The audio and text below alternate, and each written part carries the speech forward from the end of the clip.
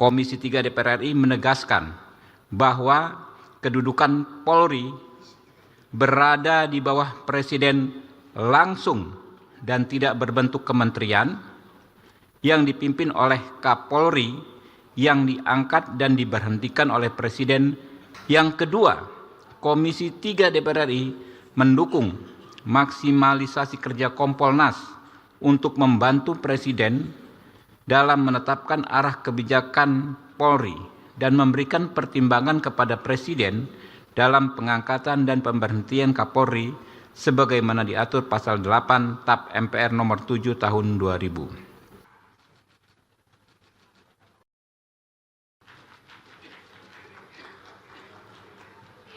Sekarang perkenankan kami menanyakan kepada sidang dewan yang terhormat terhadap laporan Komisi 3 DPR RI atas hasil pembahasan percepatan reformasi Polri. Apakah dapat disetujui? Terima kasih. Assalamualaikum warahmatullahi wabarakatuh. Ulun Anang Rosadi Adenansi dari Banjarmasin, Kalimantan Selatan. Kemarin sudah diputuskan mayoritas bahwasanya Kepolisian Republik Indonesia tetap di bawah Presiden. Dan itu memang tentunya sejalan pasti dengan keinginan Presiden. Karena agar tugas-tugas cepat yang harus dilaksanakan kepada kepolisian itu langsung. Tidak misalnya lewat keinginan sebelumnya di bawah kementerian.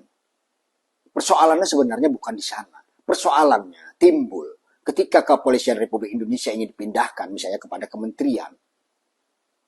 Itu persoalannya adalah karena polisi terlalu arogan. Polisi terlalu ofensif terhadap rakyat. Dan polisi juga gampang disalahgunakan oleh orang-orang berduit. Nah persoalannya kan di sana. Ya lalu keinginan masyarakat agar kepolisian ini tidak terlalu dominan di dalam tindakannya. Artinya kalau dia melakukan tindakan maka terukur. Itu yang sebenarnya yang diinginkan oleh rakyat. Bukan pada sebuah perpindahan institusi. Tetapi semua kelemahan di Polri itu sebenarnya ada juga di Presiden. Nah kalau Polri-nya dianggap lemah maka ganti kepalanya. Kan seperti itu. Maka sering dikatakan bahwasanya ikan busuk dari kepala. Itu kan peribahasa. Nah Presiden kan mengontrol semua itu sebagai kepala pemerintahan, kepala negara.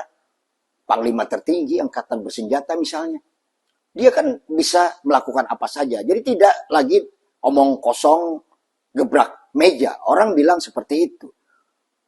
Kalau Presiden teriak bahwasanya BUMN terlalu boros, menghabiskan duit negara dengan tantim, atau memberikan tambahan pendapatan.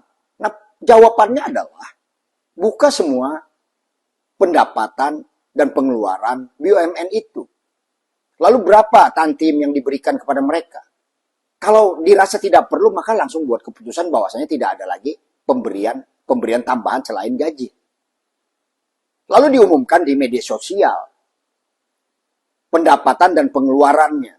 Kalau tidak ingin menyebut orang, paling tidak ada berapa struktur gaji yang disampaikan. Itu yang ditunggu oleh masyarakat. Bukan bicara. Lalu ketika juga mengeluh misalnya, banyaknya purnawirawan yang ditaruh di baik BUMN ataupun di perkebunan ataupun pertambangan, maka orang pasti akan mengaitkan bahwasanya itu kan membangun relasi dengan junior-juniornya, para purnawirawan itu. Lalu ketika ada persoalan, mereka gampang menggunakan aparat. Sehingga aparat berpihak kepada korporasi, bukan berpihak kepada rakyat. Itu kan yang dikeluhkan. Nah maka itu yang harus diatur. Jadi bukan teriak-teriak sana-sini. Ini yang menyebabkan rakyat itu sudah tidak percaya dengan retorika-retorika seperti itu. Jadi presiden itu harus membangun sebuah keputusan, apa yang dikeluhkan oleh rakyat, maka dia harus jawab. Itu persoalannya pada hal seperti itu.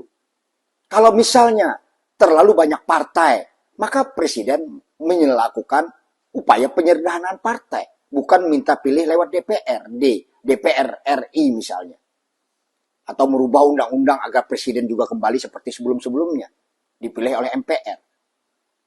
Kan itu yang ditunggu oleh rakyat, sebuah jawaban konkret daripada seorang presiden, bukan bicara tentang retorika. Kalau bicara tentang retorika, bicara tentang gebrak meja, menyampaikan opini, itu sama dengan kalau saya boleh menyampaikan, Bapak Presiden itu adalah presidennya quote and quote NATO. No action, talk only.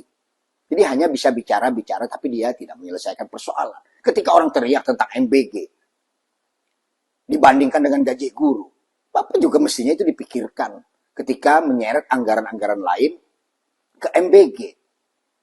Maka tidak salah kalau orang menduga bahwasanya MBG ini adalah sarana untuk melanggengkan kekuasaan.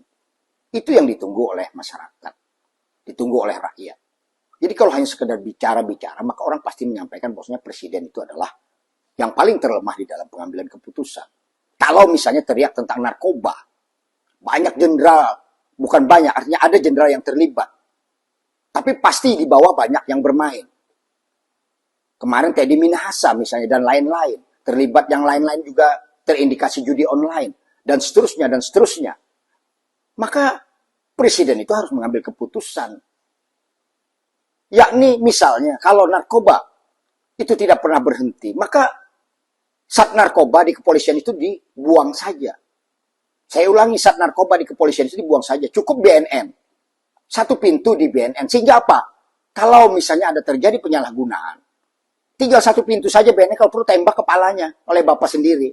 Kalau aparatnya menyalahgunakan, itu baru presiden.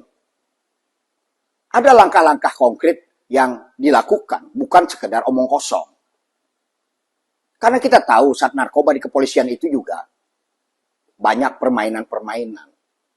Tapi kan orang tidak bisa berbuat apa-apa. Itu yang harus dilakukan oleh presiden sebenarnya. Jadi bukan karena persoalan polisi, apakah di bawah presiden, apakah di bawah kementerian, yang jelas bahwasanya kebobrokan yang dianggap masyarakat dan dirasakan masyarakat di kepolisian itu harus dituntaskan dengan aturan dan hukuman. Itu yang saya ingin sampaikan kepada Pak Presiden hari ini. Sekali lagi, jangan menjadi NATO. Not action, talk only. Artinya hanya sekedar bicara, bicara, bicara. Assalamualaikum warahmatullahi wabarakatuh. Saya Anang Rosadi dari Banjarmasin.